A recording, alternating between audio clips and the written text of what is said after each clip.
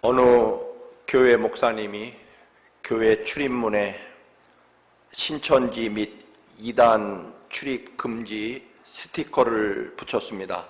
한국에 가면 거의 모든 교회 문에 이 스티커가 붙여 있습니다.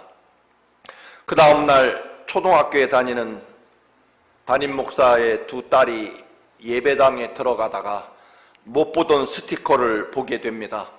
작은 아이가 언니에게 묻습니다. 언니, 2단이 뭐야? 태권도 2단? 언니는 그러면 3단? 그렇게 질문합니다. 그러자 언니가 대답합니다. 2단이라는 것은 예수를 똑바로 안 믿는 사람들, 그걸 2단이라고 하는 거야. 그 말을 들은 동생이 얼굴이 갑자기 사색이 되더니 급기야 통곡하며 울기 시작합니다. 놀란 언니가 야, 갑자기 왜 울어? 라고 묻습니다. 그러자 동생이 말합니다. 언니, 예수를 똑바로 안 믿는 사람은 2단이고 그 2단은 예배당에 못 들어가잖아. 그러면 언니하고 나는 어떻게 들어가? 라고 울며 이야기했다고 합니다. 당황한 언니가 몰라, 이 교회 담임 목사님이 우리 아빠니까 우리는 그냥 들어가면 돼 라고 말했다고 합니다. 여러분, 그냥 간단한 대화이지만 참 많은 의미가 담겨 있습니다. 여러분, 참 복잡하고 어려운 여러 가지 이야기가 있지만 사실 우리가 하나님의 거룩한 전에 나와 살아계신 하나님의 은혜를 간구하는 이유는 딱 하나입니다. 하나님이 우리 아버지이시기 때문입니다. 그 외에 다른 어떤 조건이나 이유도 필요 없고 또 존재하지도 않습니다. 십자가에 나를 살리려고 내 대신 죽으신 주님의 그 거룩한 보혈의 은총과 은혜 때문에 우리는 하나님 아버지 전에 나와 들어와 예배하고 하나님께 아버지 은혜를 구할 수 있는 이유는 하나님이 여러분의 아버지이시기 때문, 그 이유 외에는 없다, 그런 말씀입니다. 그러나 여러분, 그럼에도 우리는 또 한 가지 여러분께 분명히 물어야 될 것이 있습니다. 여러분은 예수를 똑바로 믿는 사람입니까? 여러분, 그동안 나사렛에서 목수로, 어머니 마리아의 큰아들로 4명의 남동생과 2명 이상의 여동생 장남으로 30년을 사시다가 이제 하나님의 아들, 인류의 구세주 구원자로서의 삶을 시작합니다. 그리고 그 하나님 나라를 선포하시며 첫 번째 외치는 말씀은 회개하라, 천국이 가까웠다라고 선포하십니다. 그리고 그 사명을 감당할 12제자를 부르시는 내용이 오늘 본문입니다. 본문은 가버나움에 살면서 갈릴리 호수에서 평생 어부로 살아오던 베드로와 그의 동생 안드레, 그리고 세베대의 아들인 야고보와 그의 동생 요한을 제자로 부르시는 내용입니다. 주님께서 그들에게 나를 따라오너라, 내가 너희로 사람을 낚는 어부로 삼을 것이다. 주님의 명령에 그들은 곧 즉시 그물과 배와 아버지까지 놓아두고 예수님을 따라 나섰다는 말씀입니다. 오늘 본문 말씀은 사실은 누가복음 5장에 더 아주 자세히 기록하고 있습니다. 우리가 아는 대로 밤새도록 물고기를 한 마리도 잡지 못한 베드로에게 이제 그물을 정리하고 집에 가서 아침밥 먹고 이제 잠을 자려고 하는 베드로에게 배를 빌려달라고 하셨고, 호숫가에 배를 띄우고 한나절 동안이나 하나님 나라 말씀을 선포하십니다. 그리고 나서는 깊은 데로 가서 그물을 던지라고 명령하십니다. 베드로의 일행은 밤새도록 그물을 던졌기에 너무나 피곤하고 졸리고 그리고 배도 고팠을 것입니다. 빨리 집에 가서 한숨 자야 저녁에 또다시 나와 물고기를 잡을 수 있을 것이고, 그리고 어젯밤에 한 마리도 잡지 못한 손해를 벌충하려면 더 열심히 오늘 밤에 그물을 던져야만 됩니다. 그런데 그 뜨거운 한낮에 물고기들은 모두 수온이 낮은 곳으로, 차가운 곳으로 모두 들어가 낮잠을 자거나 움직이지 않는 그 시간에 어부들의 경험과 지식에 따르면 목수 출신인 예수님이 그 명령은 너무나 황당한 이야기입니다. 밤새도록 실패해서 자존심이 상한 그런 감정을 가지고 있는 베드로, 그가 아마 자기 기분대로, 자기 감정대로, 그리고 자기의 경험과 지식대로 말했다면 아마 이렇게 얘기했을 것이 분명합니다. 평생 몫으로 살아온 당신이 물고기 잡는 것에 대해서 뭘 안다고 떠드나? 당신은 지금 우리가 밤새도록 물고기를 한 마리도 잡지 못했다고 지금 조롱하는 거지. 피곤하고 졸리고 배고픈데도 배를 빌려주었더니 한나절이나 설교를 하고 나서 깊은 데로 이 뜨거운 한낮에 다시 노를 저어 가서 그물을 던지라니, 이건 필시 당신이 우리를 조롱하는 것이다라고 감정적으로 분노하고 소리칠 수 있었을 것입니다. 그런데 베드로는 자기 감정이나 또는 경험이나 실패, 그런 것과는 다른 말을 합니다. 선생님, 우리가 밤새도록 최선을 다했지만 한 마리도 잡지 못했습니다. 그리고 우리의 경험과 지식에 따르면 무더운 한낮에는 물고기가 절대로 잡히지 않습니다. 그러나 내 경험과 내 지식에 의하면, 그리고 나는 지금 다시 돌아가서 물고기에 그물을 던질 기분도 아니지만, 그러나 그 어떤 이유와 감정을 물리치고 선생님이 말씀하시니까 무조건 그물을 던져 보겠습니다 라고 말합니다. 사랑하는 교우 여러분, 우리가 하나님 믿기로 작정했고 하나님의 사람으로 거듭나고 변화되고 새 사람이 되어 살고 싶다면, 여러분, 우리는 어떤 순간에도 여러분의 감정대로, 여러분의 기분 나는 대로, 여러분 생각나는 대로 말해서는 안 된다는 것입니다. 여러분, 하나님을 믿는 믿음으로 말해야 된다는 것입니다. 여러분 꼭 믿음으로 말하시기를 바랍니다. 이 일을 통해서 잠시 후에, 아니면 오랜 시간이 지난 후에 하나님은 지금 이 일을 통해서 어떤 역사와 은혜를 준비하고 계신지를 바라보면서 하나님의 사랑과 은혜가 과연 무엇인지를 생각해서 믿음 안에서 믿음으로 말해야 된다라고 하는 것입니다. 그게 하나님 사람입니다. 그 결과는 놀라웠습니다. 우리가 아는 대로 그물에 잡힌 물고기가 너무 엄청나서 그물이 찢어질 정도였고, 결국 동업자인 야고보와 요한의 배도 불러서 두 배에 넘치도록 물고기를 잡게 됩니다. 너무나 놀라고 당황한 베드로는 예수님 앞에 즉시 무릎을 꿇습니다. 그리고 이렇게 말합니다. 좀 살을 붙이면 분명히 이럴 것입니다. 주님, 저는 주님 곁에 있을 자격이 없는 인간입니다. 이 말은 실은 주님 체면 때문에, 주님 선생님으로 체면 깎일까봐 제가 마지못해 그물을 던지긴 했지만 사실 저는 믿지 않았습니다. 속으로는 이렇게 해서 물고기 잡힌다면 우리 잘 쓰는 말로 내 손에 장을 지질 것이라는 오기로 내가 그물을 던진 것이지, 주님을 믿어서 그물을 던진 것은 아닙니다. 죄송합니다. 그런 속뜻을 가지고 있을 것입니다. 그런 회개하는 베드로에게 예수님이 하신 말씀은 이렇습니다. 무서워하지 말라. 이제 후로는 네가 사람을 취하리라. 즉 사람을 낚는 어부가 될 것이다. 위대한 기적으로 주님의 놀라운 능력과 은혜, 그 덕분에, 그리고 예수 그리스도의 말씀에 자기 감정과 기분과 분노를 덮어두고 예수 그리스도의 말씀에 온전히 순종했더니 이런 어마어마한 기적을 경험하게 됩니다. 그래서 이제는 앞으로도 계속 주님의 말씀만 잘 따르면 나는 이제 부자 될 일만 남았습니다. 왜냐하면 예수님 명령에 한 번, 그리고 그 뜨거운 한낮에 그물을 던졌더니 이런 두 배에 넘치도록 그 물고기를 잡는다면 앞으로 내 인생은 이제 보나마나 나는 주님만 잘 따르면 엄청난 부자로 살겠다, 그렇게 생각했을지 모릅니다. 그런데 오늘 벌어지는 이야기의 결말은 전혀 그렇지 않습니다.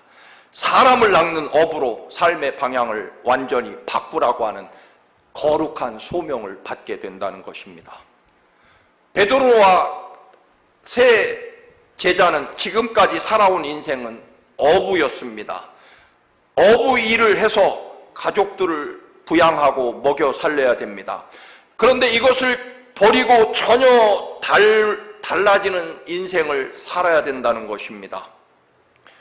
예수 그리스도께서 주신 그 놀라운 살아계신 기적을 경험하고 나서 베드로가 더 잘 살게 되고 더 부자가 됐다, 그런 얘기가 아니라 사실은 정반대로 예수님이 주신 그 놀라운 기적과 살아계신 하나님의 은총을 경험하고 난 후에 베드로와 그의 제자들은 앞으로 더 많이 받아야 될, 더 많이 잡아야 될 그물이나 배나 또는 심지어는 아버지까지, 그리고 예수님의 은혜로 기적으로 받게 된 물고기까지 버려두고 그 즉시로 예수 그리스도를 따랐다는 것입니다. 하나님 살아계신 기적을 경험하고 내가 앞으로 편안하고 더 부유한 삶을 살게 됐다, 세상 말로 대박을 치고 이제 내 인생 세상 말로 순풍에 돛단 듯이 내 인생의 앞길은 이제 예수님 은혜로 활짝 열리게 됐다, 아니라는 것입니다.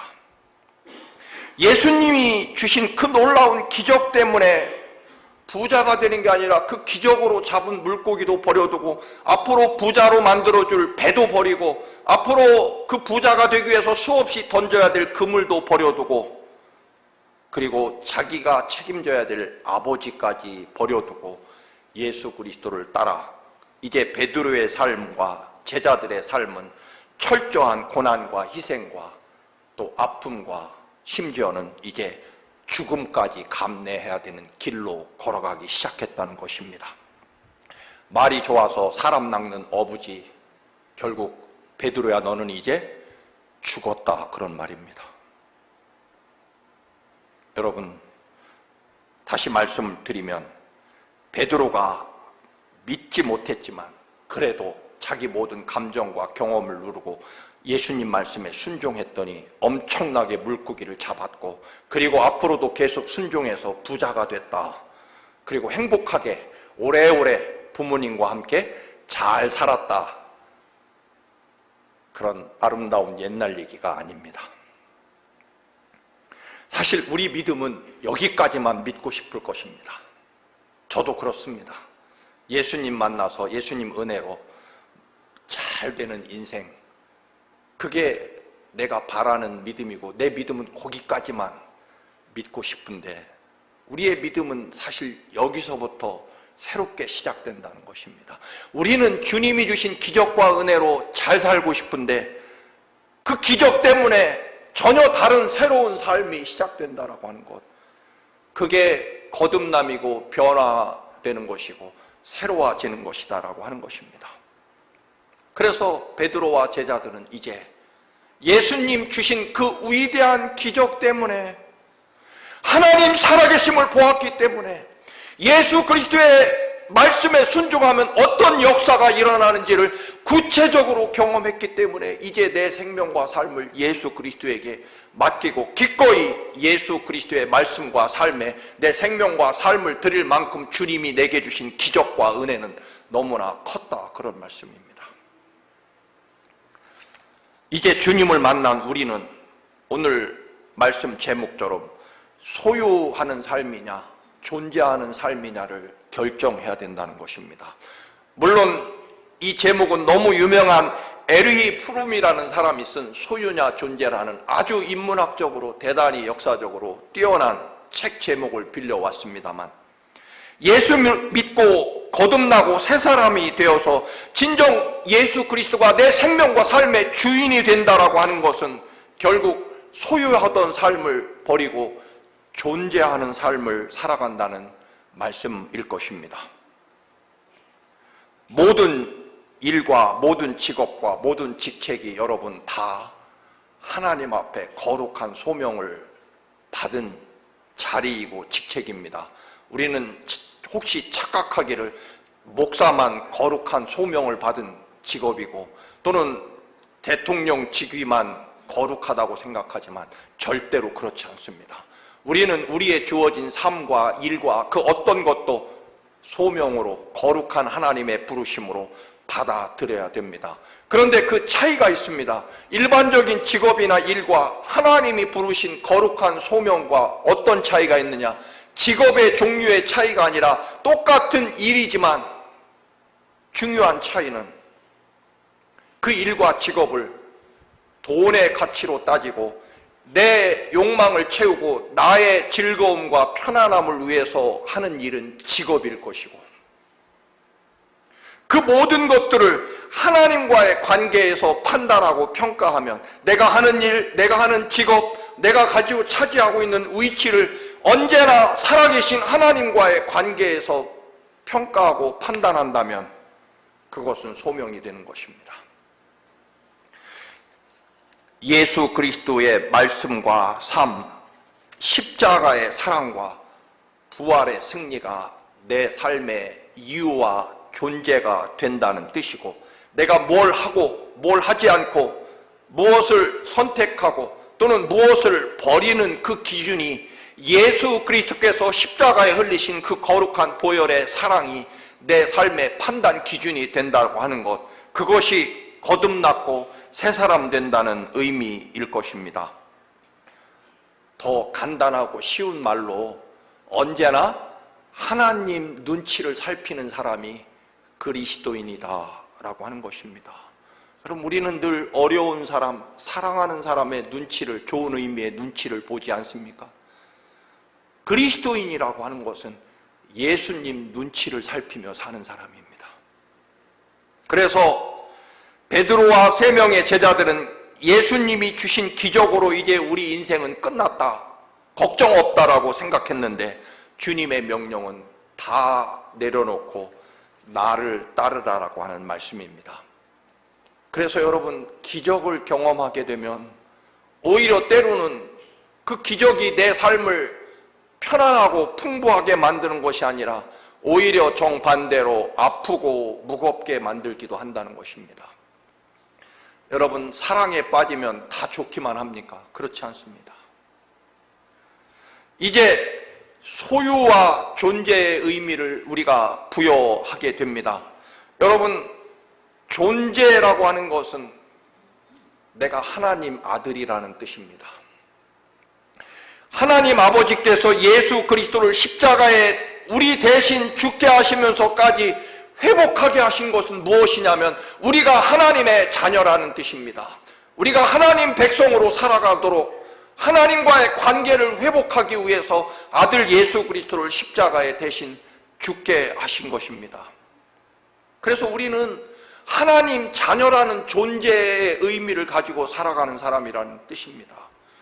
그런데 우리 삶을 소유, 가지고 있는 것에 중점을 두는 삶을 살아간다면, 여러분, 예를 들어서 늘 쓰는 비유대로 싸구려 등잔불에 끄름나는 등잔불을 켜고 사는 것보다 소유의 가치를, 의미를 부여하면 황금으로 멋지게 만들어진 황금 촛대에 최고급 양초를 켜고 사는 것이, 그것이 소유에 대한 의미 부여를 할 것입니다. 그게 중요하죠. 소유함을 가지고 살아가는 사람은 싸구려 등잔불보다는 최고급 황금 촛대를 가지고 사는 것이 가치 있다고 여겨지게 됩니다. 그러나 여러분, 존재하는 것을 의미하고 살아가는 사람은, 존재의 가치를 가지고 사는 사람은 등잔불이냐 촛불이냐가 아니라 그 등잔불이든 촛불이든 켜고 뭘 할 거냐가 중요한 사람은 존재의 의미를 가지고 사는 사람입니다. 여러분, 나는 최고급 황금 촛불을 켜고 사는 사람이야.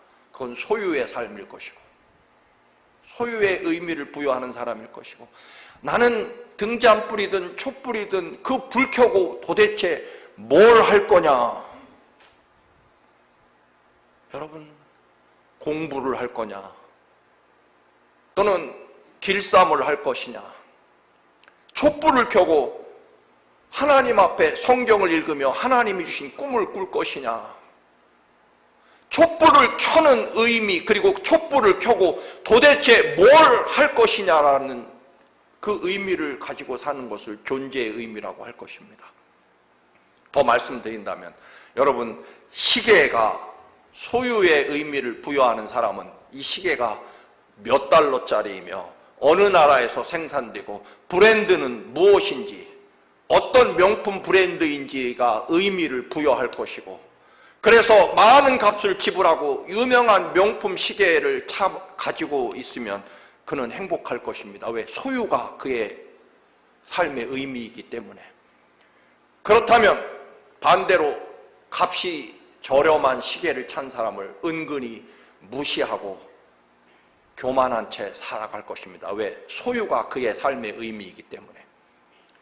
그러나 존재의 의미를 가지고 사는 사람은 몇 달러짜리 시계가 아니라 그 시간을 정확하게 인식하고 몇 시부터 몇 시까지 도대체 내가 그 시간에 뭘 할 건지를 생각하는 사람은 존재하는 사람, 존재의 의미를 부여하는 사람입니다.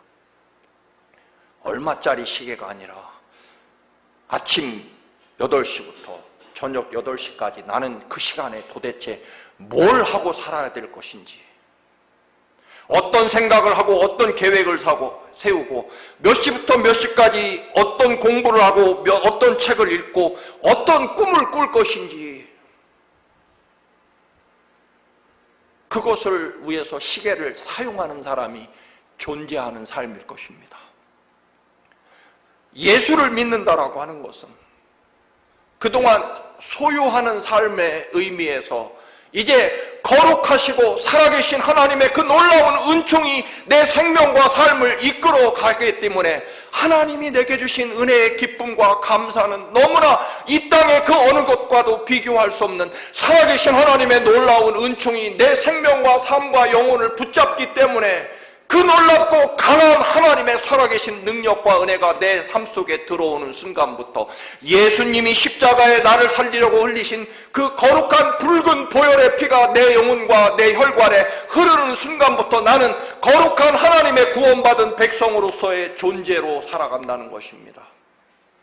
그래서 오늘 베드로와 요한과 야고보와 요한과 베드로와 안드레 이 네 사람은 그동안 배를 가지고 갈릴리 호수에서 물고기를 많이 잡는 인생, 그런 소유의 의미를 부여하는 삶에서 이제 거룩한 하나님의 그 놀라운 살아계신 은총과 기적을 경험한 순간부터 그들은 하나님의 사람으로 살아가겠다는 뜻입니다.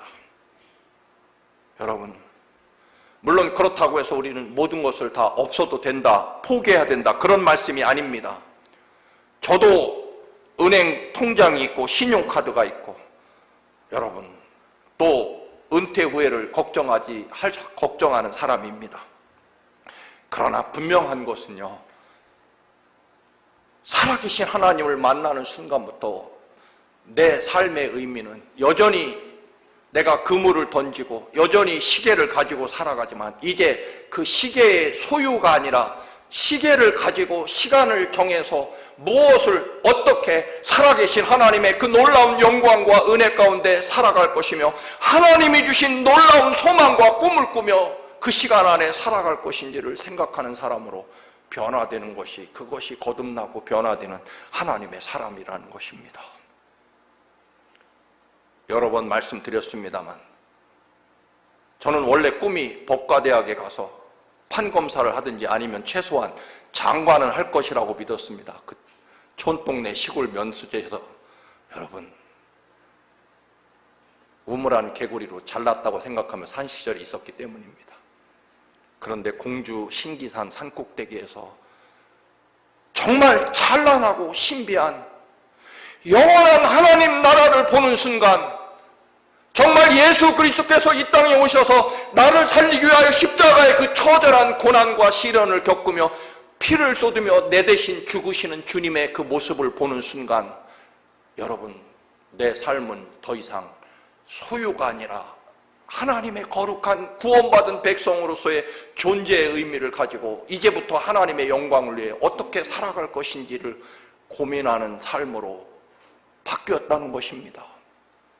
여러분의 직업을 바꾸라는 얘기가 아니라 여러분이 그 직업을 가지고 얼마만큼 부유하고 편안하게 살 것인가의 소유의 삶의 가치에서 이제부터는 이 일을 해서 어떻게 하나님이 기뻐하시는 거룩하고 놀라운, 그리고 내 영혼과 내 삶에 들어오신 살아계신 하나님이 나를 이끌어 가시는 그런 세상이 알 수 없고 볼 수 없고 들을 수 없는 크고 비밀하신 하나님의 그 놀라운 신비의 은총이 내 삶을 이끌어 감으로 내가 이제 존재가 바뀌었다는 것입니다. 그래서 여러분, 법과대학을 그만두고 신학대학 정문으로 들어갔습니다. 그 뒤로 아프고 슬프고 외롭고 걱정되고 그래서 그냥 법과대학에 다닐 거라는 뒤돌아보는 때도 사실 많이 있었지만, 그러나 여러분, 주님의 거룩한 십자가 보혈의 사랑으로 구원받은 내 삶은 이제 하나님의 아들로서의 존재의 삶을 살아가기 때문에 그 어떤 것도 주님의 사랑과 은혜와 비교될 수 없다는 것입니다. 물질이 중요하지 않다는 게 아니라 하나님의 사랑의 그 거룩한 구원의 은총이 물질과 또는 내 육신의 삶이 하나님의 영광을 위해 이제는 사용되게 됐다, 그런 의미입니다. 여러분, 그래서 기적을 경험한 제자들이여 그 기적을 행하시는 예수 그리스도를 붙잡고 살기로 작정했다는 것입니다.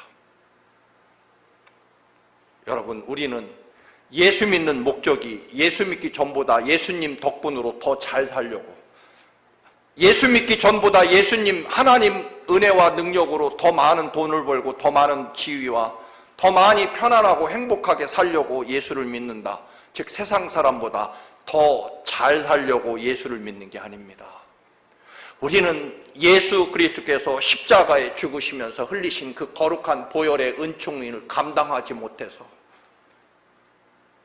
그 놀라운 구원의 은총과 기쁨이 내 영혼과 삶을 이끌어가기 때문에 우리는 그 거룩한 하나님의 사랑과 기쁨에 끌려가는 삶이 된다라고 하는 것입니다.